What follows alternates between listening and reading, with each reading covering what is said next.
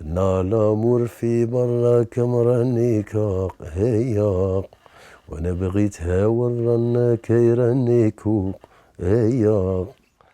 Gamin à l'école, j'ai commencé un petit peu à chanter pour mes copains, en classe et tout.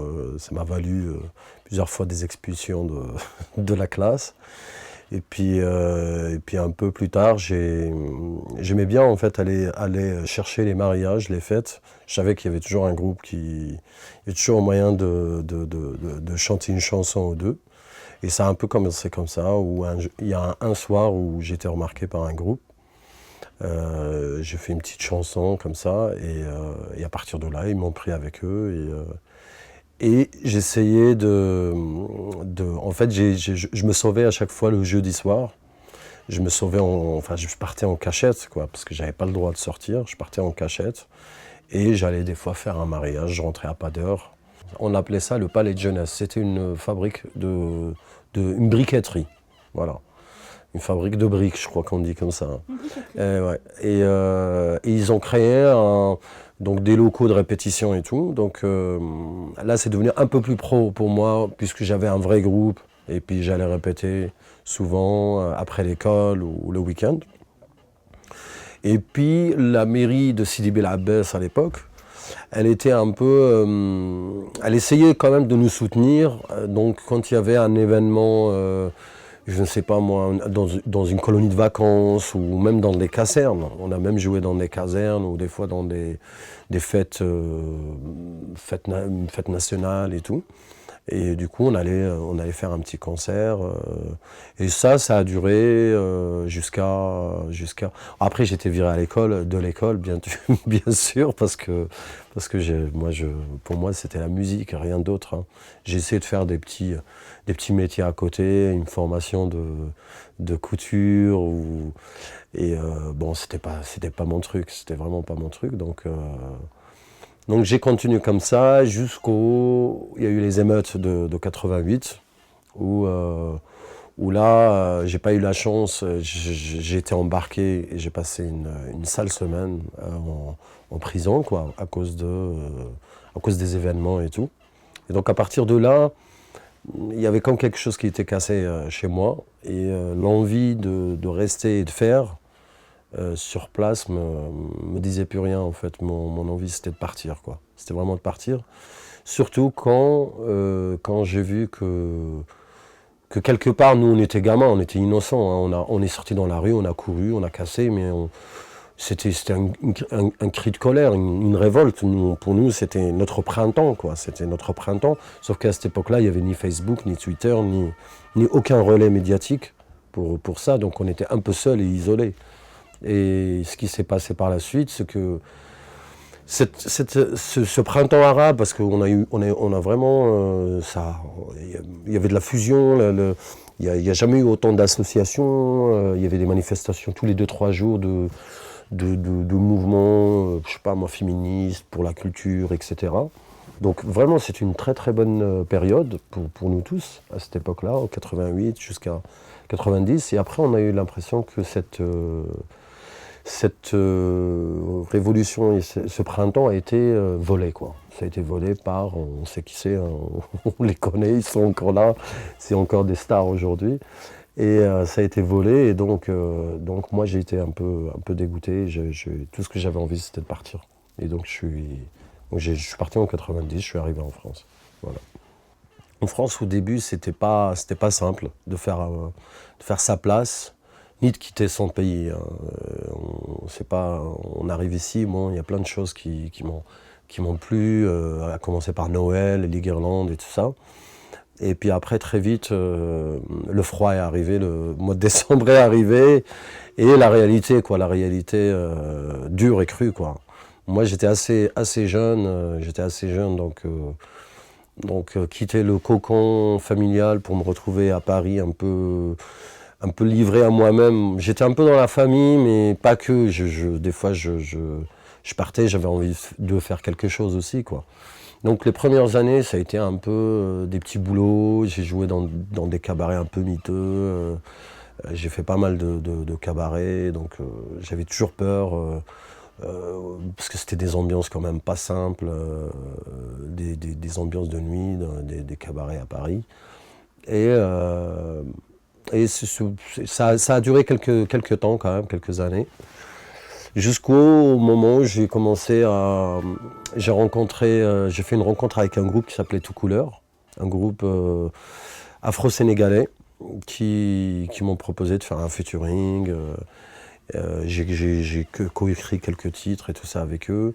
Et après, j'ai continué. On a eu une belle signature avec Universal à l'époque.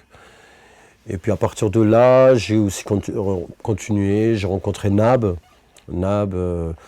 C'était une belle époque parce que c'était une époque où on a découvert un peu la drum and bass, la jungle et tout. Et moi, en fait, j'ai essayé ma voix donc... parce que pendant des années, je me cherchais, je me suis dit que le rail ne me parlait plus. En fait, tel qu'il était, le rail de la base n'était plus le rail pour moi des années 90. Et j'avais envie de quelque chose de nouveau et d'un style nouveau et tout. Et j'ai commencé à poser ma voix sur des beats jungle, trip-hop, drum and bass et tout. Et ça, je l'ai fait avec Nab. Et puis j'essayais de faire le MC, mais entre guillemets le chanteur rail MC, dans des sound systems et tout. Donc ça a été une ouverture vers quelque chose que je ne connaissais pas du tout et qui m'a donné envie de continuer dans ce son-là et dans cet univers-là, quoi. Et après j'ai rencontré un groupe qui s'appelait Yogg-Sothoth. C'était un groupe complètement improbable. C'était un groupe qui faisait un peu de la musique entre le yiddish et musique de l'Est. Et un espèce de jazz à eux. Et j'ai prêté ma voix à ce groupe-là. Et pareil, ça nous a permis de faire pas mal de concerts. On a fait une tournée dans les pays de l'Est. Donc le contact avec le pays de l'Est, moi je me disais, pour moi les pays de l'Est, c'était le mur, c'était soviétique, c'était ça, quoi. Et en fait, à chaque fois qu'on arrivait quelque part, à la première chanson, les gens, ils étaient sur les tables, quoi. C'était vraiment... J'ai retrouvé quelque chose un lien très fort entre l'Orient et l'Europe de l'Est grâce à ce projet-là, quoi.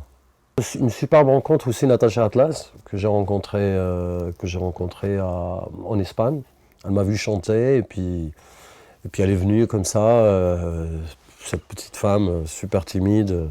Enfin, quelque part, elle est un petit peu timide, en me disant, oui, j'aimerais bien que tu viennes chanter sur mon prochain album et tout.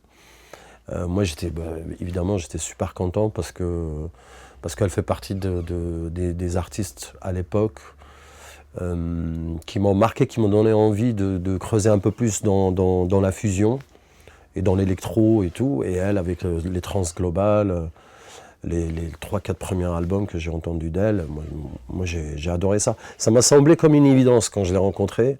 Je me suis dit, bon, le hasard n'existe pas. Et on a fait un album ensemble. Et puis plus tard, elle m'a rappelé encore pour un autre album live qui a été enregistré à Toulouse. Donc mon bébé, en fait, c'est devenu un gros bébé parce que ça fait quand même un moment que j'ai commencé à faire cet album. Et j'ai pris beaucoup de temps à le faire. D'une part parce que souvent j'étais sur d'autres projets, j'étais super éparpillé sur plein de choses. Au niveau musique, je ne sais pas dire non, donc des fois quand on me propose quelque chose qui a l'air excitant, j'y vais, quoi. Je me dis, ah ça c'est bien, ça, ah quand même c'est bien, j'ai envie d'y aller, quoi. Et puis plus c'est fou, plus ça me plaît, quoi. Et donc du coup, à chaque fois je prenais du retard sur ma sortie, je prenais du retard pour finir les titres et tout. À un moment j'ai rencontré Tim Whelan des Trans Global Underground. Et j'avais quand même bien avancé l'album, j'avais fait l'arrangement, la production et tout. Mais j'avais envie d'un coup on va dire, un coup de baguette magique pour finaliser tout ça, pour donner un sens à cet album-là. Et lui, il est arrivé juste à point. Tim, en plus, c'est vraiment quelqu'un d'expérience. Il a donné son style, et voilà. Et donc là, il est on va dire, il est prêt. Il vient d'être publié. Et il y a un clip. La première chanson, c'est Gasbay Amol Taxi. Alors, disons que cette chanson-là, Gasba Yamoul Taxi, moi j'ai imaginé quelqu'un qui est dans un taxi et qui se fait en fait plein de films, sur sa vie, Donc j'ai illustré tout ça avec un clip.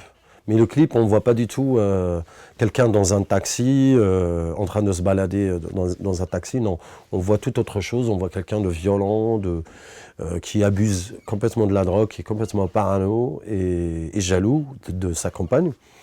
Et puis c'est une descente en enfer, quoi. Toute la soirée, il fait qu'embrouiller des gens, il fait que se faire jeter des bars et tout. Mais peut-être que tout ça, c'est dans sa tête.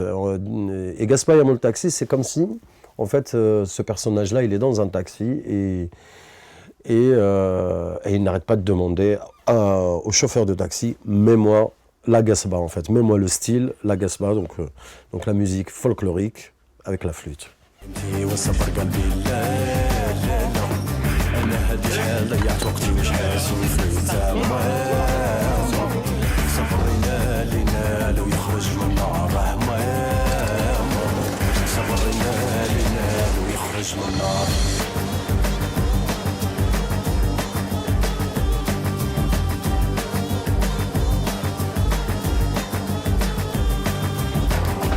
جدك جدك وشداوي جدك جدك يا وشداوي